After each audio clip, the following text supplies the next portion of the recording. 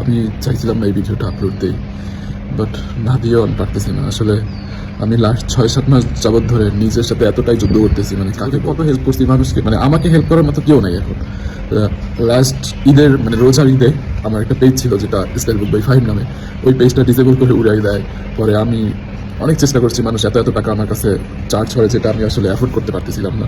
তো আমি ওইটার মায়া ছেড়ে আমি নতুন করে আবার পেজ খুলি। আমার ফাহিম নামে একটা পেজ ছিল, ওইটাও আজকে মানে ট্রেডমার্ক দিয়ে উড়াই দিছে। আমি এখন আমার এই পেজটা, যে পেজটাতে এখন ভিডিও আসছে, এই পেজটা মাত্র 2 সপ্তাহ হয়েছে খুলছি, আমার 33,000 ফলোয়ার। মানে এগুলো তো কষ্ট করতে হয় আমাকে। দেখেন আমার চোখের মানে ফেসের অবস্থা দেখছেন, আমি দিন রাত পরিশ্রম করি, কাস্টমারের সাথে রিপ্লাই করি, পার্সেল করি, এভরিথিং এগুলো করে করে আমি একটা পেজ দাঁড় করাই, ভিডিও বানাই, নিজের কোম্পানি নিজে পরিচালনা করি, নিজের পেজ নিজে পরিচালনা করি, নিজের কাস্টমার নিজে হ্যান্ডেল করি। এইভাবে করে করে আমাকে কাজ করতে হয় আমার একটার পর একটা এরকম পেজ উড়াই দেয়। আমি জানি না আমি আমাকে কতদিন মানে ফাইট দিয়ে কতদিন পেজ খুলে ই করতে হঠাৎ পারবো। করে লাইভে এসে কান্না করছে ফাহিম। ফাহিমকে অনেকেই চেনে থাকে। নারী উদ্যোক্তা তন্বীর সাথে বেশ ভালো সময় কাটিয়েছিল এই ফাহিম। ফাহিম একটা সময় তন্বীর সাথেই কিন্তু কাজ করত, আর তন্বীর কাছ থেকে সব কিছু শিখে গিয়ে এখন নিজের পায়ে দাঁড়িয়ে নিজে একটা ব্যবসা দিয়েছে, কিন্তু সেটাতেও ভালোভাবে কিছুই করতে পারছে না। প্রায় সময় নাকি তার পেজটা উড়িয়ে দেওয়া হয়।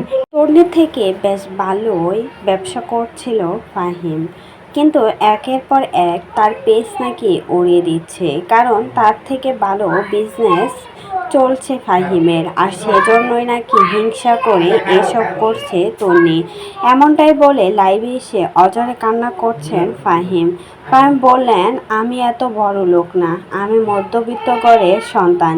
চেয়েছিলাম অনলাইনে ব্যবসা করে নিজের জীবনটাকে সুন্দরভাবে সাজাতে গোজাতে, কিন্তু সেটাতে আমাকে কখনোই তার টিকে থাকতে দিচ্ছে না।